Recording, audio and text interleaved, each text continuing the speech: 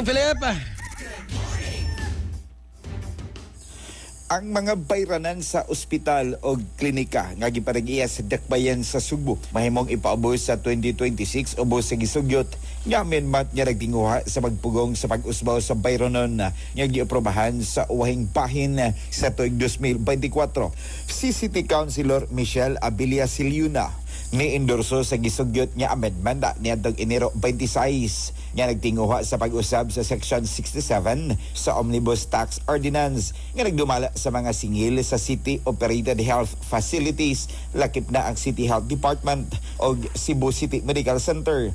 Ang sugyot nagpalayo gikan sa karaan nga benchmark sa 2010 nagbisita pag-usab sa mga mahait nga mga pagtaas nga gipatuman niadtong November 2024 o nagpaila sa usa ka rationalized nga struktura sa rate para sa 2026. Ang 2024 adjustment nga giaprobahan pinagi sa usa ka ordinansa nga gi-author ni kanhi konsehal Jocelyn Pescara, gipakamatarong pinaagi sa pagsaka sa operational cost. Niadtong panahon na matikdan sa mga opisyal sa syudad nga daghang bayronon ang nagpabiling wala mausab sa kaniadtong 2010 sa dihang ang peso nag-average og 34 pesos ngadto na batok sa US dollar itandi sa 56.76 centavos niadtong 2024. Gitumbok usab ang mas taas nga gasto alang sa medical supplies, equipment og personnel.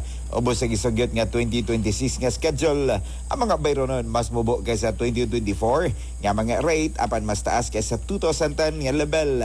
Nga nagbutang sa bag-ong mga presyo ingon man sa pagkompromiso tali sa pagpawi sa gasto og pagkaarang sa mga pasyente. Lakip sa gisugyot nga paggunhod sa 2026 mao ang giaprobahan nga mga bayranan ang medical certificate 50 pesos ubos kini sa usa ka gatos pesos nga mao gibayran. Ang konsultasyon sa ngipon anaa sa 150 pesos gikan sa 200 pesos. Urinalysis 135 pesos gikan sa 263 pesos. Complete blood count kon CBC 140 gikan sa 368.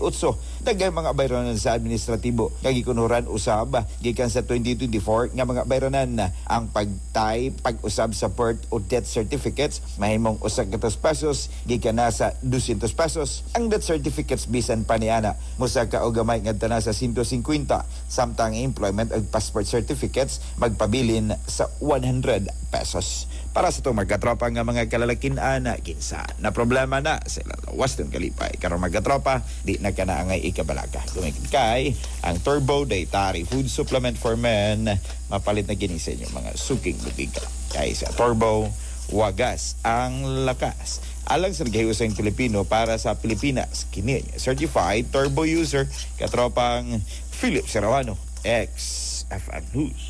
XFM